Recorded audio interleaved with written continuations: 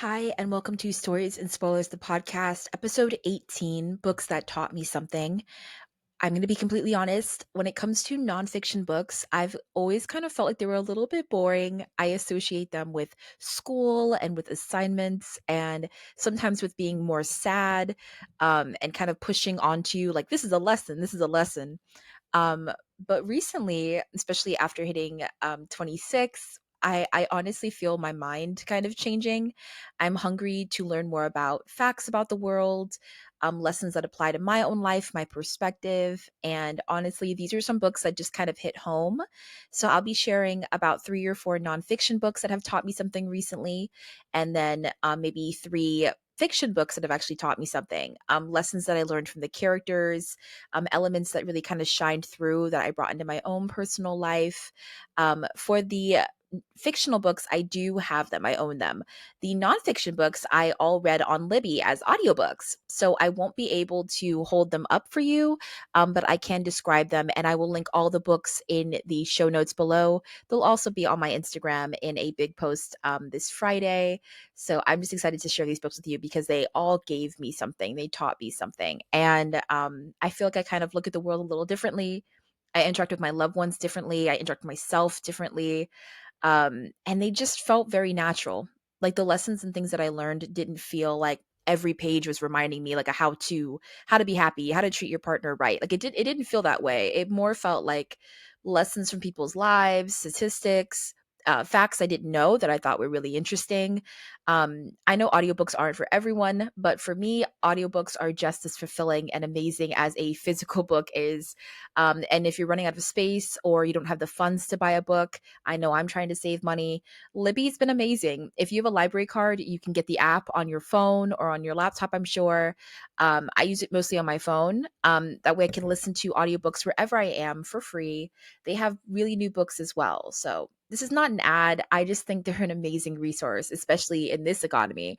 So yeah, I highly recommend using it. But most of the books that I'll be mentioning, I have physical copies for the fiction ones. I just don't have the nonfiction ones yet. But some of these I do want to get a physical copy at some point because they were that amazing. One of the books I really, really fell in love with, which I'll mention later, I actually got my mom a copy of because it was so impactful. And I think it might be one of my favorite books of the year. I know those are some big words, but it's true. It might be one of my favorite books of the year. It was that good. So I hope that you're able to settle down, get a nice, cozy drink. I'm drinking water. But if you have a coffee or maybe a hot cocoa or something like that, please just relax and let's just learn more about these books that taught me something. And maybe they'll teach you something too if you decide to read them. So first things first, I will 100% be sharing some quotes from these books that have really impacted me. I take quotes, like I take notes of books that I listen to on my phone. Sometimes I write them down in my journal, but most of the time they're in my phone. I've really been loving Fable and online apps to share my book reviews and my thoughts, not just on the podcast, but on multiple platforms. But for sure, these books have really impacted me. So the first one that I really want to hop into, it's probably going to be Feeding the Soul by Tabitha Brown. This book hit home. Um, if you do end up getting the audiobook, it was amazing. I think, listen to it either on Libby or Hoopla. Both you can use your library card. Feeding the Soul by Tabitha Brown, she really just goes through her life story, but she also discusses some recipes that she's made. She's a really prominent vegan chef. She's known for being that like kind of warm, cozy mom aunt figure on Instagram. You may know her by her saying where she's like, kind of seasoned with your soul. That's your business. I just think she's amazing. She's an entrepreneur. She's an actor. She's a chef. She's a mother. She's just amazing. She seems really cool. While reading her book, Feeding the Soul, I was really, really hit hard by her analogies for life, her metaphors, her being so grounded in her spiritualism and who she is. I do want to give a heads up, trigger warning wise, for the book Feeding the Soul, because she does mention a car accident, chronic pain, and sexual assault. So that might be some heavy topics for people, but the book is so warm and full of light and love that I just was so focused on the lessons she was giving. Some of my favorite quotes from Feeding the Soul is, the culture tells you to rush, to hurry up and get it done. Tab is telling you to take your time, watch videos, read books. Your dream is like your baby. The best outcome is for your baby and your dream to develop. Give the dream time to develop. Chef's kiss. What a beautiful quote. I'm going to share a few more. She says, I want you to experience true joy while you read the stories from my life. Her voice is so warm and so hopeful. I just, this book felt like a warm hug. If you could just read it as an audiobook, I highly recommend it. I will definitely be getting a physical copy soon, but I own the audiobook and I'm in love with it. She also says, our vision can become clouded, so we don't see people for who they are. Honey, don't hurt yourself trying to pretend something it is when it isn't. We are all different. We should be able to live our lives without having to worry about a family member who claims to love us, turning their backs on us, and turning your back on anyone is not an action rooted in love. She refers to that in connection to the LGBTQIA representation and how people turning their backs on individuals who are just living their truth, it's not love, it's quite the opposite. And that hit very close to home. I've been lucky enough to have a beautiful family who's been so supportive of me and my queer identity. And reading this book and just hearing Tabitha Brown, who's such a prominent successful Black woman, pursuing the world and showing light and love to so many people, it really warms my heart to hear how supportive she is in her writing as well, and just how she lives her truth on all scales. So, Feeding the Soul really taught me about self love, about self acceptance, about the beauty of food and nourishing your soul, as well as your relationships. It's just a beautiful book, and the lessons are timeless. Like, I think anyone can enjoy that book 100%. So, I believe it's on Audible. There's physical copies of it, but I highly recommend the audiobook. Like, that book was amazing. Another book that's nonfiction that really hit hard was Text Me When You Get Home: The Evolution and Triumph of Modern Female Friendships by Kayleen Schaefer. I'm sorry if I say anyone's last names wrong. In this book, once again, I read this on, I believe, Libby as an audiobook. But I read it because it really interested me from the very first chapter, kind of diving into the history of female friendships and how it was kind of written about throughout history.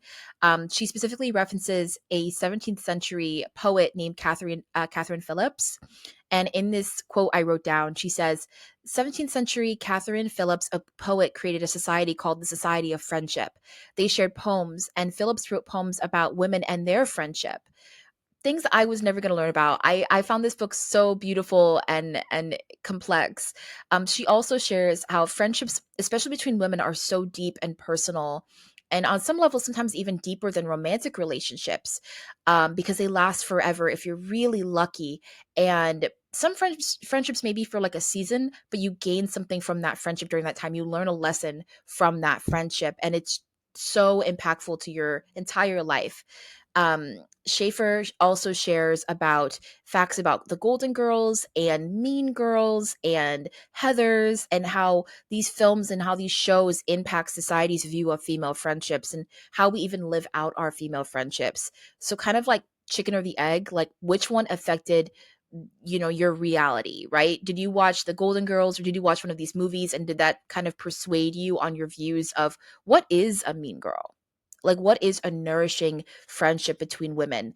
How did you see your mom have friendships with other women? Did she have friendships, or was she more independent and more separated? Did she invest more in her relationship and her family rather than her female friendships? And was she able to balance that? Was that an option? She dives into how society views women. She talks about cat fights and kind of where that term comes from. This book, Text Me When You Get Home: The Evolution of Triumph, a Modern Female Friendship, was so complex. It almost felt like dessert at the end of a dinner. It felt sweet. It felt layered. It felt like at the end you're sad it's over. Like, this book hit me in so many ways. And one of my favorite quotes from the book is, text me when you get home means I am with you and I am thinking of you even after you leave. I said I love you, and she said, text me when you get home. We said the same thing. I am always here for you. Let's keep talking. Another quote that really, really just means a lot to me is there are relationships that we know we want. Friendships are abstract. It's leading into an uncertain future. The most consistent central relationship in my life thus far has been my female friendships.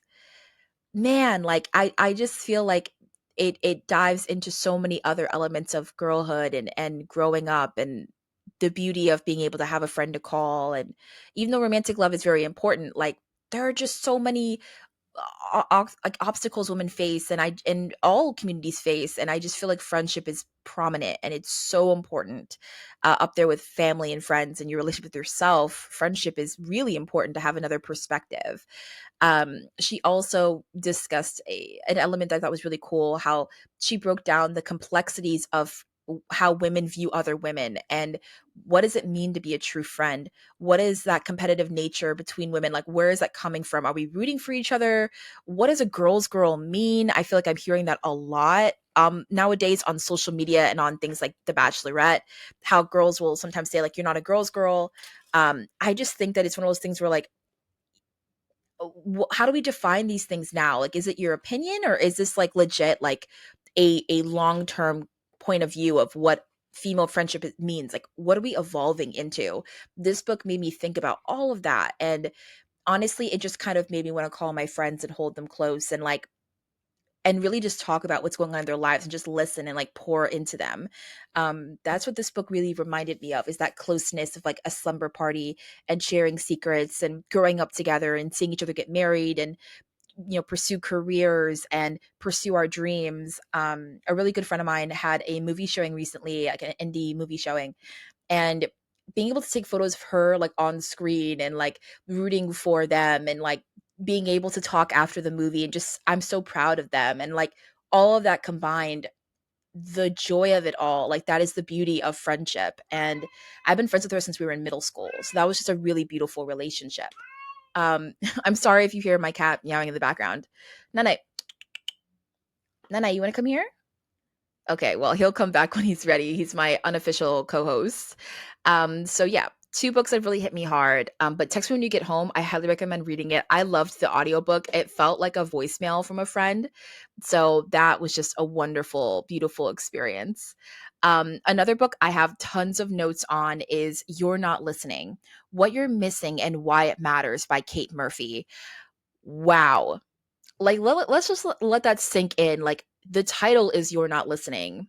It's about listening, it's about communication, it's about so many things. um I have a lot of quotes from this book. I honestly, I think I have like 3 or 4 pages of just quotes from this book that hit really, really hard. But I did want to share a few that to me are like incredibly memorable and will make you want to read this book. And if you don't want to read it, that's totally fine, but these quotes will like definitely leave you thinking. One of them is, what is love but listening and wanting to be part of someone's evolving story? It's true of all relationships, romantic and platonic. Listening to a stranger is one of the most generous things you can do. It's not really what happens in life, but how we feel about it. Talking about yourself doesn't add anything to your knowledge base. Ask yourself, what did I just learn about that person? How did that person feel about what we talked about? A good listener acknowledges the other person's point of view. There's a liar, and there's the person who hears what they want to hear. She invited you to tell a story.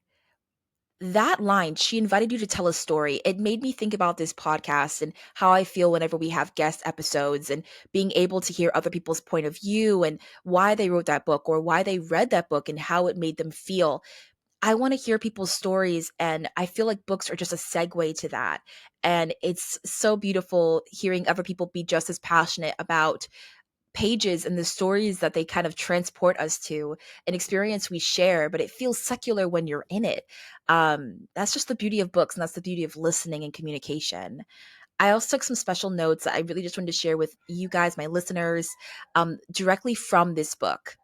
She has a chapter about the phenomenon that's called the closeness communication bias, which she mentions within the chapter.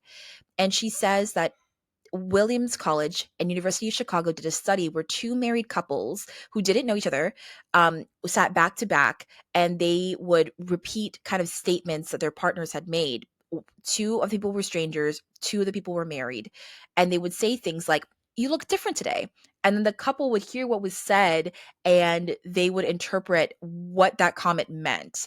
And via this study, they found how fascinating it was that people, what they heard and what they understood, were very different. They were trying to see if the married couples knew each other better than the strangers did. And you can obviously read the book to find out what happens next, but it's just like this chapter like blew my mind.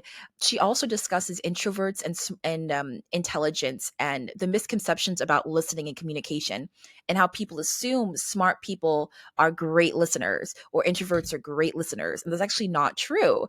She says smart people are the worst listeners because they come up with alternative things to say and are more likely to think they know what the other person is going to say. Introverts are often thought to be better listeners. This is false. Listening can be difficult for introverts because they have so much busyness going on in their own heads. It's hard to make room for additional input. Wow, I didn't know that. Like, these are lessons I didn't know. These are perspectives I'd never heard of before.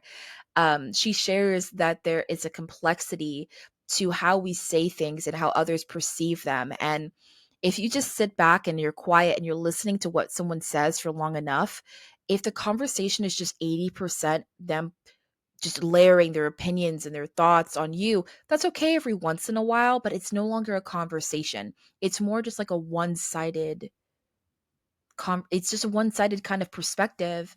And that really blew my mind. And there's something about hearing how she said how, because we only really know ourselves, we often assume people's opinions or views. It's a rude awakening when people act in a way that's beyond your expectations or imagination. Misunderstandings are an opportunity to learn more closely and inquire more deeply. That quote, that alone hit me really hard. She refers in chapter 11, listening to yourself, the valuable inner voice. She refers to this thing called Spanky, the mean inner voice that is rude to all of us inside. She dives into the psychology of listening and communication. And I thought it was really, really cool how she kind of dives into how our inner voices communicate what we heard someone say versus what they actually said.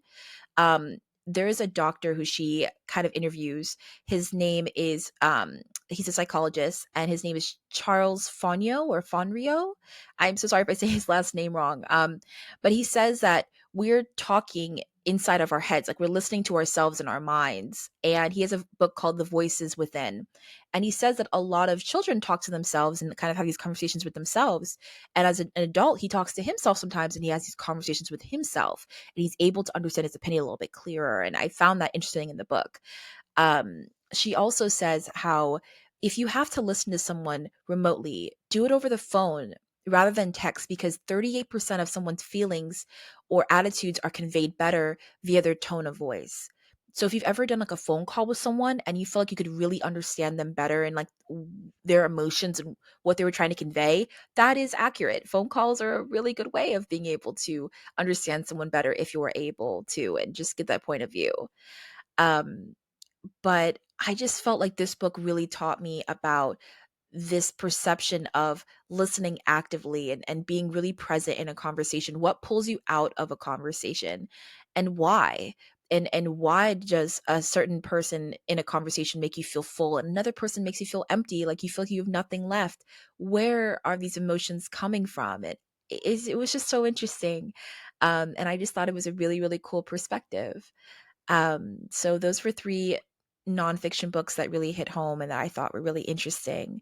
Another book that I honestly read and I felt like, wow, like this is a beautiful book that taught me quite a bit. I was an honorable mention, which is nonfiction, is O's Little Book of Love and Friendship from Oprah Winfrey. These are more like short stories from her magazine that are all kind of pulled together. I also listened to this as an audiobook. Um, it felt a little bit like if you've ever heard the podcast Dear Sugar or Modern Love. I know Modern Love also became a television show on Amazon Prime. It kind of felt like a very large diary of multiple people's love stories and friendships and what they were feeling.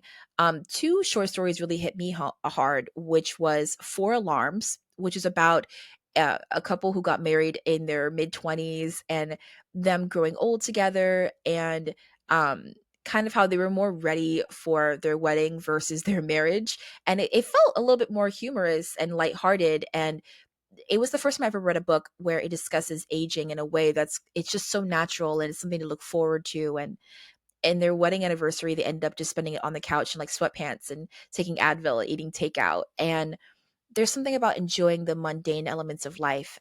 That book really did teach me about the beauty of simplicity, and it taught me about enjoying the little moments that make you feel at home in your friendships and your relationships. So that short story I think was called Four Alarms. And then another one which is called The One. It There's a quote from that one that I really loved, which is, "This is what real love does. It transforms." The One is about a person who falls in love with a writer from seeing their photo in a article, and they end up meeting this person, and they're trans, and they inform their family and friends, and it's about the communication and the conversations they have with their family and friends, but also how they come to fall in love with this person. And they call this person throughout the story my love, and it's just so tender and beautiful and complex. And there's a quote from the short story, The One, where they say, "Raised in the South, I was taught women existed to provide a service, to reflect the success of men. I became a mirror." Wow. I just felt like I could really relate to that, to past relationships, especially before I came out. Um, Feeling like I was reflecting men and I was reflecting exes, and I wasn't really showing my true self until I met the person I wanted to be with and I embraced who I was. Um, and The One, to me, just hearing how the narrator discusses meeting the love of their life, and um, the tenderness and the everyday moments they have together, like brushing their teeth or laying in bed and talking and cuddling, and it just felt so passionate and personal. And once again, embracing the mundane, embracing these everyday moments, and being grateful for being able to fall in love this way, if that's what you want. Like it was just a beautiful story. So I'll also tag that book in the show notes below and in my Instagram if you'd like to check there. But wow, what a beautiful story. So there was that. That's I guess it was four nonfiction recommendations that taught me something. Okay, so hopping into um, another book that was amazing. I don't really know if I would describe it as nonfiction or fiction. It's poetry. So one book that I just loved is All Along You Were Blooming by Morgan Harper Nichols. This book taught me about self-love despite pain, despite trauma, to heal and to understand that that's a journey. In this book, I did read it through Hoopla, and it was broken down into four parts. It was the heart, it was for the heart, for the mind, for the body, and for the soul. And each part really kind of takes you through a journey of what does love mean, and what does love mean for you in the long term, and um, finding the beauty in yourself and really looking at yourself, not being afraid to really look at who you are right now. Four quotes that I really wanted to share was, "Do not think you failed when you do not think you'll make it through. There will be days you don't feel fearless. I will go and I will go afraid. No matter what tries to pull me down, I will remain here." Oh, that just feels so grounding. Another quote was, "No matter how dark the night, light shines through. It takes courage to breathe through heartbreak. Find moments between breaths, between midnight and mornings, when no one is speaking, when no one is singing, while we are trying to make sense of things, make peace with things." I just love that. Like to just lean back and be like yeah, like I'm here, and even though things may not be perfect, like it will get better. Like I'll look back on this a year from now, and I'll be a completely different person, and that's just a beautiful perspective. Speaking of poetry, another book that I love, which I wasn't sure if I should put it in fiction or nonfiction, was But I Don't Feel Empowered. This has I guess pictures inside as well that kind of pair really beautifully with the poetry. Um, and this book really taught me more about um, my queerness and about how I approach friendships, how I approach my past, and really reconnecting with my inner child. And it was just a beautiful story. Suri Chan is a wonderful author, and I just felt like this book really kind of reminded me of my love for poetry and my love for writing and my creative side. So this was a wonderful book. Another book that I absolutely loved, which is a fiction book, I just thought was so beautiful. It is a second chance romance, a kind of high school sweethearts to adulthood, and it's part of a series, but it could easily stand by on its own. Was The Partner Plot by Kristina Forrest. This book really makes me feel like I read it when I was in Atlanta with my partner.